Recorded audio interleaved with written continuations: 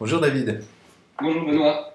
Quand tu accompagnes des personnes qui sont en dépression, tu attaches ton attention, tu portes ton attention sur ce qui se passe à l'intérieur de cette personne et en fait sur les comportements ou sur les pensées ou les modes de fonctionnement interne de la personne.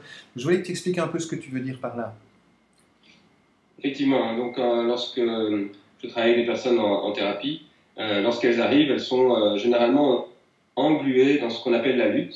Et au sein de cette lutte, on constate que ces personnes témoignent d'une certaine rigidité psychologique que je vais définir à travers les différentes dimensions, Ok. et également de nombreux évitements expérientiels. Ok. Alors, pour le premier élément, donc on peut voir le premier élément de la matrice. La première dimension, c'est la pleine conscience. On voit généralement que ces personnes ne sont pas branchées sur l'instant présent, mais sont plus soit sur le passé, soit sur le futur. Donc elles vont ruminer des événements qu'elles ont fait ou mal fait ou pas fait, et elles vont également anticiper un futur qui leur paraît généralement assez anxiogène. Dans la deuxième dimension, c'est la dimension de l'acceptation. Au sein de l'acceptation, c'est donc l'acte décidé d'accueillir les événements internes, qu'ils soient positifs ou négatifs. Ok. Dans ce cas-ci, pour les personnes qui sont dépressives, on va souvent voir une sorte de résignation, c'est-à-dire qu'elles ne vont pas décider, mais elles vont se sentir obligées de devoir accepter des choses qui sont très très douloureuses.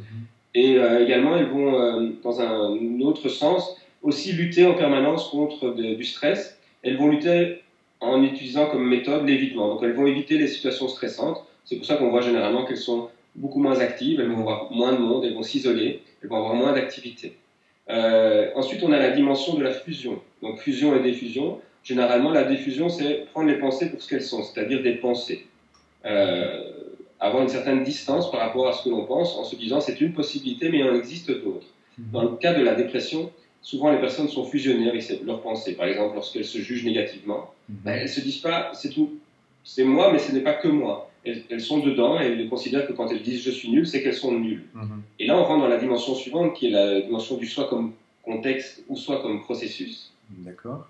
Où là, on remarque que lorsqu'elles pensent qu'elles sont nulles, leur humeur accompagne ça et elles n'ont pas d'écran derrière qui permettent d'avoir une certaine stabilité. Elles fluctuent en fonction de leur anticipation, en fonction de leur jugement, et comme ils sont généralement négatifs, elles vont généralement être dans une position de déprime, une position basse, d'où le nom dépression.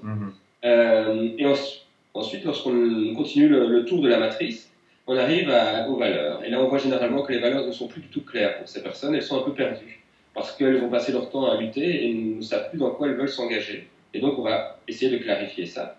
Et le dernier point, c'est la mise en action, c'est l'engagement vers ces valeurs.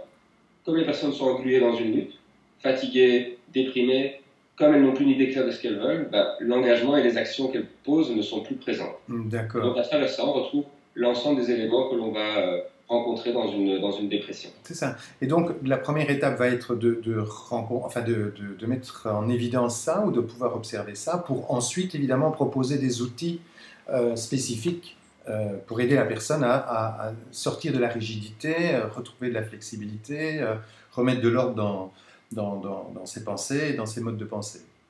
Exactement. Donc, c'est faire prendre conscience de ce dans quoi elle est engluée, pour lui faire lâcher prise par rapport à ce qu'elle essayait de faire d'habitude, lui donner d'autres outils, et puis l'amener à se réengager dans la vie. Ok, d'accord. Alors dans une autre vidéo, peut-être tu pourras nous expliquer quelques outils spécifiques à ces phases ou comment tu les appelles dans l'hexagramme, ça s'appelle quoi Dans l'hexaflex, c'est les dimensions. Les dimensions, ok. Ok, merci beaucoup David. Avec plaisir.